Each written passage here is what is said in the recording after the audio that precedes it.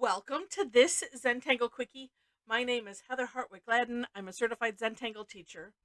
And today we're going to take a look at the tangle Polystatic, which is a tangleation on the Zentangle original tangle called Static. And this is by CZT Lucy Farran. And tangleation is just our way of saying variation, just so you know. So this is neat. And as I was looking at Lucy's the samples that we have, and you'll find those in the description section. Look at the link that says for more inspiration. That link that's right after that. That'll take you to tangle patterns, and and I was just trying to determine the pattern of these lines that we're putting in, and as everything Zentangle, it doesn't matter.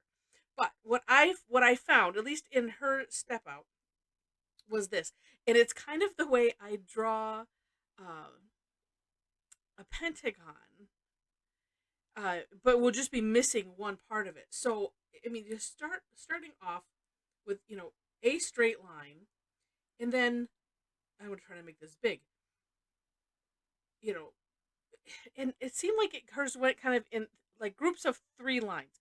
And again, it doesn't matter, but um, if your brain needs to figure things out like mine does, this is why I share it. If not, you just go to town. It's good. So it's like up, mildly angled lines like this, and then coming down or starting a new set. I kind of come in a little bit. This one I wish I should have started it in a little bit, but it doesn't matter in the end. Let me make it a little bit longer, and then when I go back in. So see, this is how, because it's so hard to draw for me to draw a five-sided thing. I do it like I do the house, like the roof of the house, and then the sides come in a little bit, and then I do the floor, and that's how I do um, a pentagon shape. And so this is, I was picking that up in her in the step out. I'm like, oh well, that helps. I just need things to make sense in my head apparently. So that's the way, that's the rhythm that I was falling into. It just starting off is a little bit hard, um, but it's like after that, it's just like a line, and then do the roof of the house, and then come down. And I hope you're laughing with me, not just at me. And this one, for sure, make your this initial line bigger than you think. And I'm just going to stop there. Because after you get this set, then it's just auraing.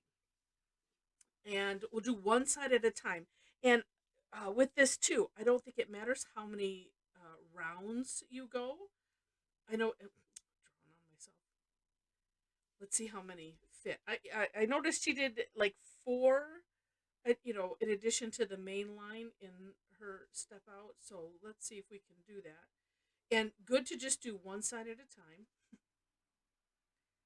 And one thing that I know for myself, I always have a challenge auraing the corners, and it's usually not this, not a, what would you call that? Like it, not an interior corner, but a corner like this, because I find that it seems like I have to go out a little bit further than I think I should in order to have it look, um, have the lines seem, like it's a nice even ish aura. And this just like, oh, like if you've done the Tangle Crescent Moon, where we aura and aura and aura until there's just no more room, kind of like that with this. And it's one of those where you can go as far as you want to. And then when you come to the insides, if there's a point, well, we'll see if we'll get there, not on this side, where you kind of can't go any further, then there's always, I'll see. Then we end up auraing the outer contour, if that makes sense. Well, I'm sure I will hit one of those places at some point in this auraing. So what's neat is she's used it as as a fill in, and doing it multiple times. So doing like this initial shape multiple times, and you'll see that it's the middle sample on hers. You know, it's like I need to look at that for a little while to figure out how on earth did you do that. Wow, that's a lot of concentration. But it really, really looks neat. And then one just as like this, just kind of going across, and then using some other tangles with it, and then one as a border, and that is really, really neat. And again, in looking at them, I see some shapes that's like, oh well, she doesn't necessarily follow this pattern that I laid out here. There was some that you know, had a flat line, you know, on top, say. So don't worry about how things turn out. It's just making these angles like that, because the static tangle is more of a, it's a zigzag, and then you or the zigzag on both sides. And I don't remember if that one. There's a couple that are similar. Let's see what I've got here. One, two, three. Let's do one more, and maybe almost. Well, this one it's not going to matter so much because we're right there in the corner. Um, There's one that we color in like the center, and I don't remember that. It might be that one. But anyway, again, just a variation on that, and making more angled initial lines. All right, let's do the other side. And maybe if I don't get one of these, I think I shall here, just so I can show you. And here I'm going to have to really concentrate on how many rounds I do. You know, this is it's nice because it's little lines, so you can, you know, aura the line, move your tile, aura the next section, move your tile. And I think probably also one of the biggest things with this is, I mean, just really watching the contour and making sure that these angles are good. What I find sometimes is that after auraing something continuously, that was one. Um, some lines kind of like flatten out or straighten out a little bit, and sometimes I notice it's because I'm not maintaining, uh, you know, the corners or the edges, or you know, the turns. So depending on you know, what it is that you're doing, it doesn't, for me it doesn't matter. It's just like, oh okay, well I'm doing these curves, okay great. And at some point, like I said, it just straightens out. Okay, good. The next one I'll be able to show what I was talking about earlier. All right, so here I'm not going to fit two lines through here. In the well, or size is semi consistent. So and actually here too. So what I'm going to do is, you know, keeping with the same ish distance, and then we just, you know, we make this the new edge, right? And so then we're coming off of there. Yeah, and just not going in. Now, I will, after we're done here, and what did I say? This is 3.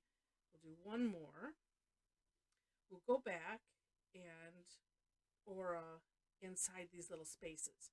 I usually don't worry about those. Same thing kind of with crescent moon.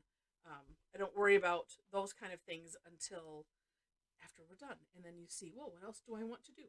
So here, we're just going to, same thing, aura-ing, but just coming in from the center. And depending on how fine of a pen you have will determine how far in you can go. Oh, maybe I can do one very carefully. Like that. Oh, and then I think I can fit one in over here. See, in this, because we didn't really close it off, I don't need to do anything in that one. Let's just do that. There we go.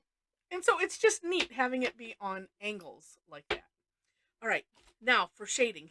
She does have an interesting option in hers. And I'll let you go take a look at it, where she kind of like maybe picks some lines and does shading inside the line.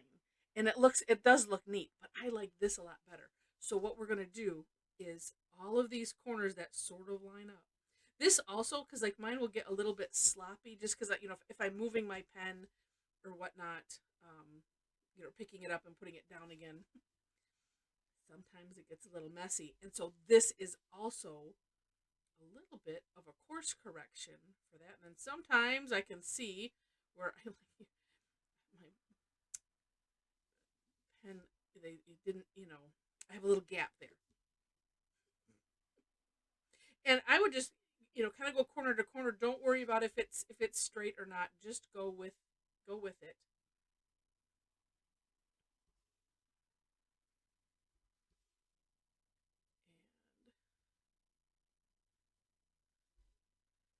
And get them all? Nope. See, and I got a little one right here. Oh, there's a little one right there. And again, you can extend this aura-ing as much as you want. It's completely up to you. Now I'm just going to kind of do just an up and down, or it could be back and forth this way, or I call it scooching. And so what I'm doing is, since I put the graphite in the center, I'm trying to put the tortillon also in the center, so that way it spreads it out to both sides. We'll see how this works. I might go back with the pencil and just redefine lightly the center, so that way the center is the darkest point. But we'll see how it looks. Because the other thing you could do is, put graphite on kind of either side, and then bring the graphite this way, bring it that way. Yeah, this just kind of saves a little bit of time. And let's see something else, maybe. Oh, right there. Right there. Yeah. And so like this one is a little bit heavier. And you could do more of a, like this, doing more circles, just to bring it on both sides. And see, like here, this one looks a bit, oh, see what that just did? I don't even think I need to spread it out. Weirdly, my camera just like shut off all of a sudden. Anyway, what I was saying, I'm going to put some right here, just on this edge, is you want to kind of have it somewhat evenly on both sides of that corner. Like I said, I'm just going to just define that a little bit, and don't even really have to come back necessarily, because I'm doing it sort of like, I don't like to see like the pencil mark itself. This one needs to come out this way a little bit, but you can play with that. But just having that corner, that edge defined, is kind of neat.